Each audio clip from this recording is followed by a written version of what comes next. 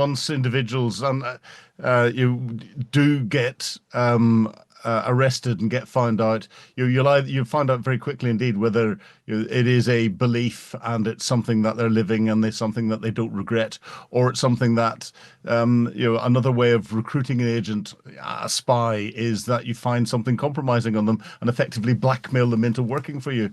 And it was quite clear that Blunt felt that he'd been blackmailed into working for the Russians, and reading between the lines of the report and his confession, he was relieved.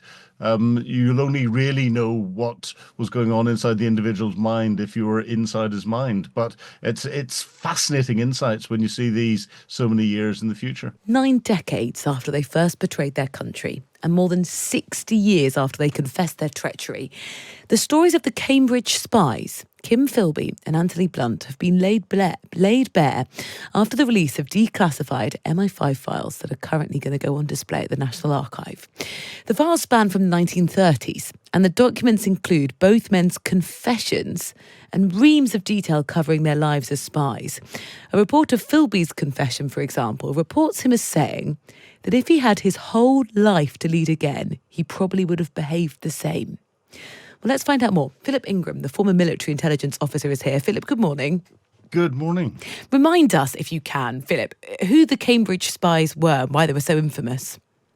Oh, well, we've got Philby and Blunt, and there are a number of others. And they were infamous because from the Second World War, they had been and different times for different spies, but they had been recruited at Cambridge, hence the name the Cambridge Spies, or the Cambridge Four, and they had been part of British intelligence through the Second World War and afterwards, at the beginning of the Cold War, and they'd been working for Russia, and had been in some very prominent positions both within our intelligence agencies but within our public life. Kim Philby was art historian to Her Majesty the Queen, and whenever their exposure came out, it rocked British society to the core. Yeah, and look, now we've found out so much more about how they were operating, details of their confession, and I was sort of surprised that Philby says, if I live my life again, I'd do it all the same.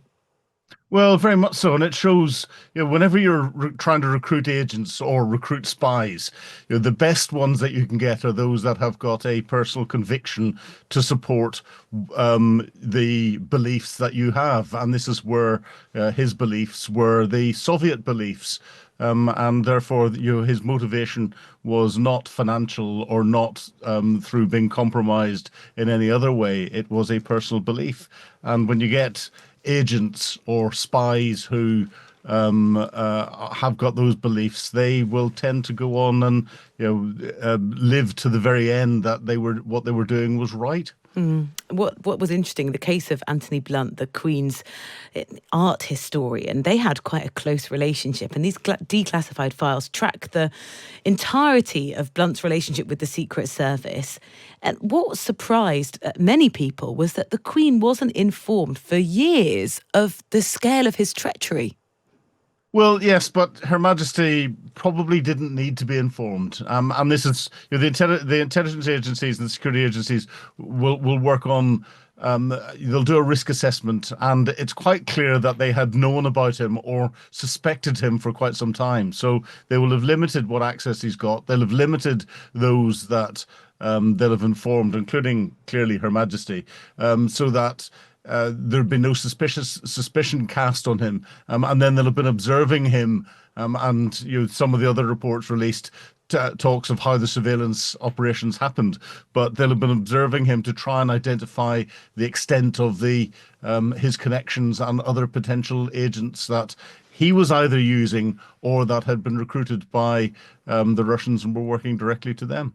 What was different with Anthony Blunt is he didn't have that same sort of conviction as Kim Philby. The newly released files show his supposed, if we're to believe this, relief at coming clean and the alarm he said he had at the consequences of his actions. Do you think that was legitimate, or do you think that was him saying the best line that he could come up with to kind of protect himself in as much as that was possible? you get an element of it, but actually, once individuals you do get arrested and get found out, you find out very quickly indeed whether it is a belief and it's something that they're living and it's something that they don't regret, or it's something that another way of recruiting an agent, a spy, is that you find something compromising on them and effectively blackmail them into working for you. And it was quite clear that Blunt felt that he'd been blackmailed into working for the Russians, and reading between the lines of the report and his confession, he was relieved. You'll only really know what was going on inside the individual's mind if you were inside his mind. But it's fascinating insights when you see these so many years in the future. It is. And also, I'm sure the recruitment process for spies doesn't look exactly like this anymore. This is back in 1939.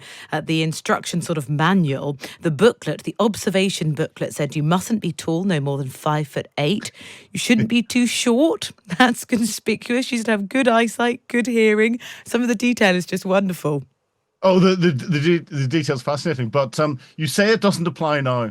A lot of the principles do whenever you come into surveillance. Effectively, what it's saying is they want people to be able to blend into the different societies. So, And not wear a false moustache. well, saying they're easily detected.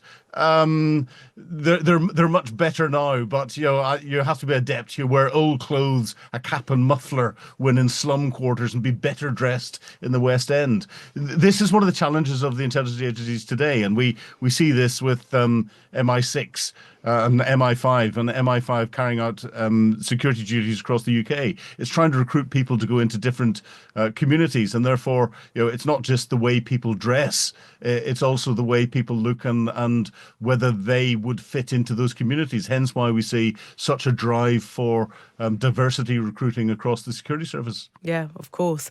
Philip, thank you so much. I've so enjoyed sort of going through what we've learned in the archives. Philip Ingram, the former military intelligence officer, and that you can read. There's really extensive, fascinating reporting inside the Times. The tale of Britain's greatest traitor finally exposed. Ben McIntyre's written that piece. He'll be on Times Radio Breakfast speaking to Asma Mir, so don't miss that a little bit later.